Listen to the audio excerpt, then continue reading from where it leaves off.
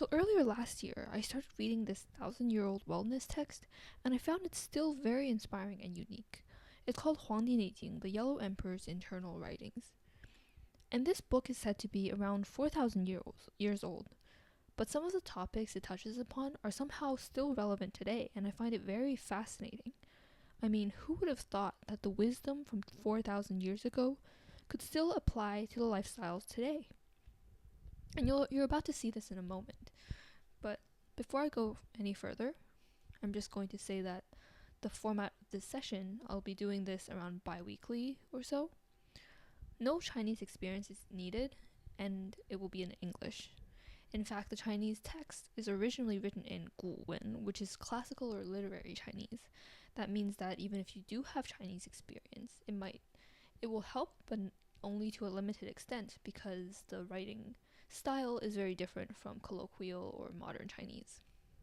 And I started this out of personal interest and curiosity, and I would love to share some of this translation along with context because I just found it so fascinating.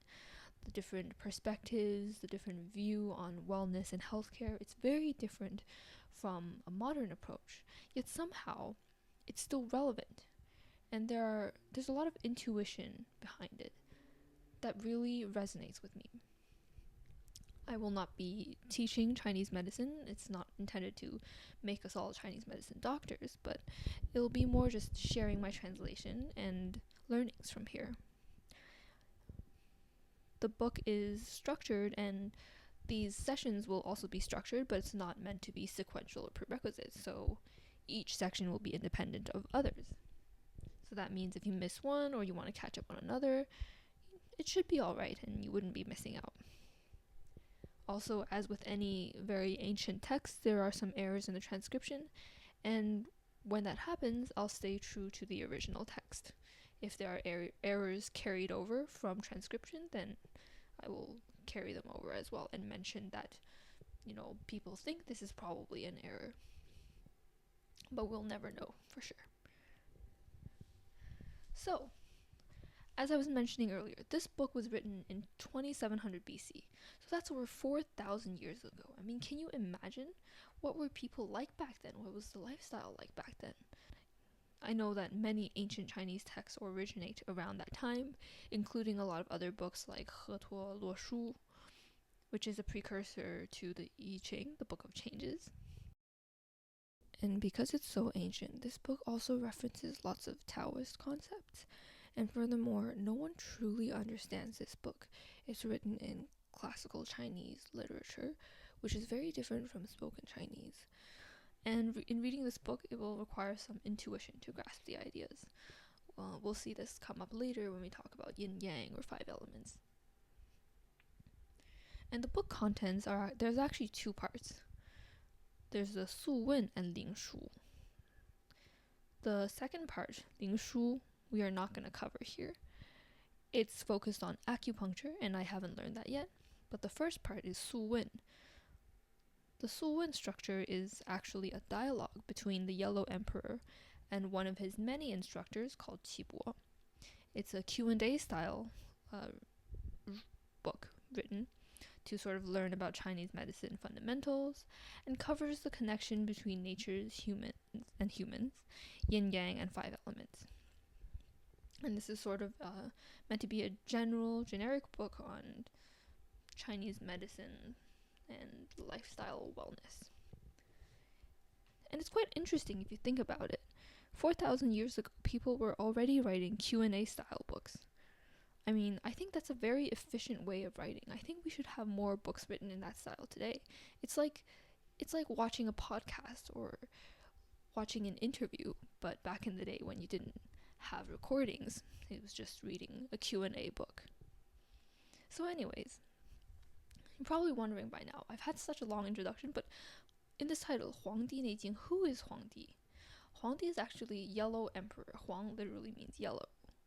And he's sort of a legendary ruler described by books written in the Han Dynasty. In fact, he was first documented by the historian Sima Qian in the book 史记, which is like a very lengthy historical account. So that means already then, in the Han Dynasty, HuangDi was already a legendary historical figure. And he was one of the ancestors of Chinese culture. And there's also a very interesting story of him achieving immortality, whereby he was meditating on a hilltop, cultivating and trying to achieve immortality, when suddenly a dragon appeared in the sky. And you can imagine a dragon flying around where he was sitting, meditating, and then he climbs onto the back of the dragon. And he had many subordinates and followers as well, many nobles. They were there too, and seeing the dragon, they quickly grabbed onto the dragon, climbed onto him. Even some of the lesser nobles were able to grab hold of the dragon's whiskers and feet, and together they all ascended to immortality. So let's start with the book. The first chapter is 上古天真论. 上古 means very ancient. 天真 means original, natural, or genuine. And 论is referring to this Q&A style. So overall, this chapter means sort of a discussion on being original or staying true to nature. And you'll see this concept come up a lot, where a lot of the time the best choice in terms of wellness is choosing to be aligned with nature. So the first line translates as follows, and these translations are mine. Once there was HuangDi, born spirited, young. When he was young, he was very eloquent. He was also understanding and learned things quickly. And when he was mature, he's honest, genuine, and quick. And in adulthood, he achieved immortality. This passage is very interesting because it sets the scene for the book for who is asking these questions, but it also introduces us and shows us that the person asking these questions is actually very successful back then. It shows us these are the qualities admired, being, mature, learning quickly, etc. And it's interesting to see that these are still qualities admired today. So perhaps if we learn through the questions of this successful person, this role model, we can also become very successful and healthy and achieve all these great qualities.